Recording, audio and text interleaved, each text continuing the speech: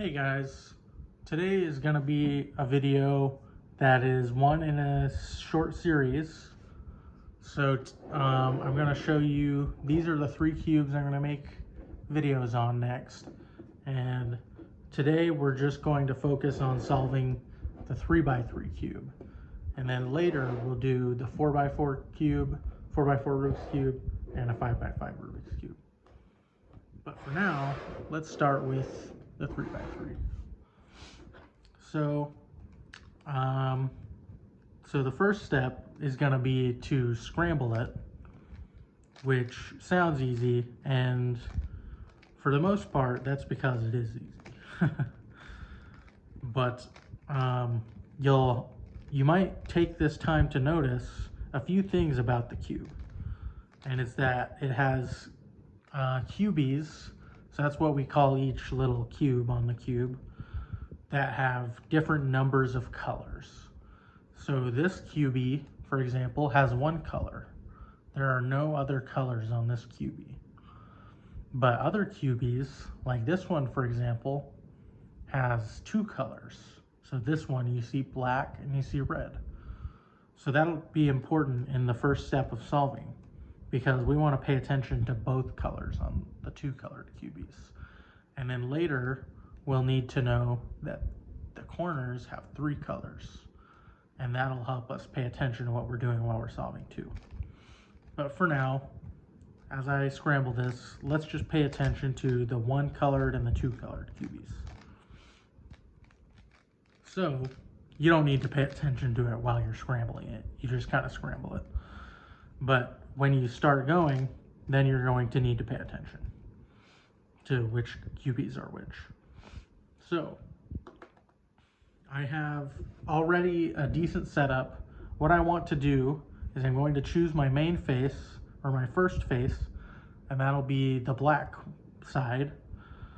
And what I want to do is I want to make a cross, a black cross on the black side. And to do that, we're going to have to take the 4 edge pieces that belong around the black center, and we're going to need to put them each where they belong. But the only difficulty is, so this is where it might get tricky for some people, because you need to pay attention not only to the black edges, but to the other color that's on the black edge. So when I move this one up, I have 1 piece already placed. But what do I need to do?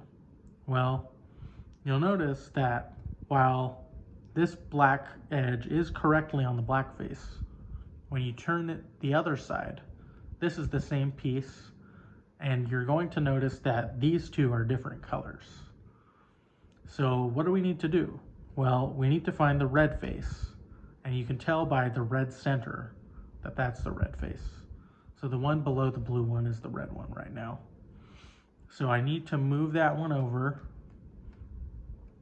and then I effectively have 1 edge placed all the way correctly. And that's how you begin making the black cross. If you're using a black cube, which a lot of people do, or a stickerless cube, which many people do as well, it might be the white face. But for me, I have a white cube, which means that my tiles are actually black on the white face. So I'm going to keep calling it the black face. And anyway, so we have 1 edge placed correctly, right? This is the red side, it belongs with red, and it belongs with black. So now we need to do the next one. But you're going to want to leave this here. So try not to mess that up, all right? And so anyway, try to keep that where it is, and while we do that, we're going to find our next edge. So here we go. I just found our next black edge. I'm going to use this one, and sometimes you'll find it on a different face, sometimes you'll find it on the right face, but it's flipped around. So what you want to do is, if you find one like this, black and blue, you need to turn the blue around. So what you do is you can turn the side that the edge is on, And now that it's on the top face, you can turn the top face.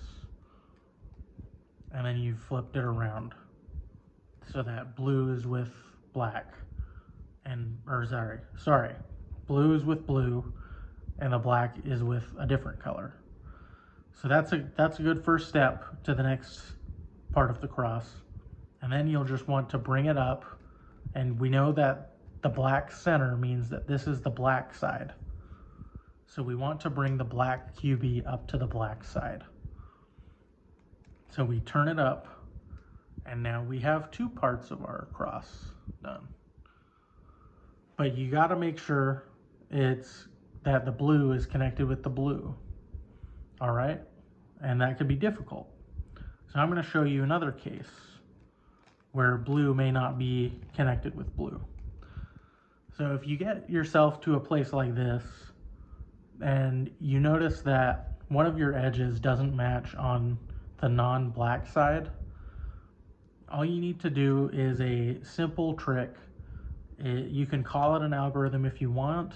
Most people don't think of it that way. Most people just say you're moving the edge. But I am going to go ahead and give it a notation. So if you find your piece, keep it on the right, the one that you need to fix, and bring or the left, depending on, I guess it depends. But really, so my blue face, which is what I want the blue to be on, is down. So I'm going to call this down. I'm going to call this the black side front, and I'm going to call this the right side. So what you want to do is you want to do a simple algorithm, which is front, down, front prime, down prime. And that'll make it so that your blue edge is now connected black to black and blue to blue. So that's great. So now we get to move on, right? Here, let me fix something here. Okay, so we're in a good place. We just need two more edges, and I'm going as slow as I possibly can to make sure I cover everyone in my age range for these videos. So there's nothing wrong with taking it one step at a time. And now I'm going to show you, look what we already have in a good position is the black and green edge. So I want the black to be on the black side, right? So we have the black face of this QB, and I'm going to bring it up here. So that was pretty easy. But what you may ask, if I have the black face available to move to the black side, like this, and the color, the secondary color isn't connected right. Well, you might want to detach this piece from this color. So whatever the other color other than black is, you want it to match up with the center that it goes to. So I'm going to do a left, sorry, that's a right. It would help if I knew my directions, right? I'm going to do a right turn. That's actually right prime, but it doesn't really matter. I'm going to turn this face, and then I'm going to match the secondary color. So I have black and another color. I'm going to match the secondary color up to where it belongs. And at that point, I can go ahead and do a 180-degree turn on that face. And now we've moved the black-green edge, connected black to black and green to green. So now we're most of the way done with our black cross that has all the edges connected. So where's the orange? So here's the last one. And I've shown this to you a few times. Maybe I could have scrambled this a little better because they seem to be landing right in my lap. But we'll go ahead and move this up to the black face. All right, and now we have our black cross completed. See, it has a cross just like this, and it has all of our edges matching.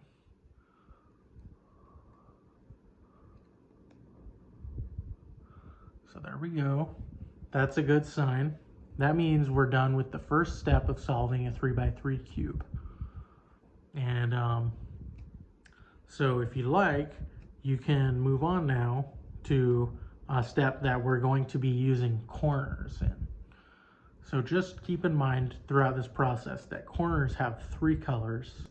Corners, well, they can't change orientation.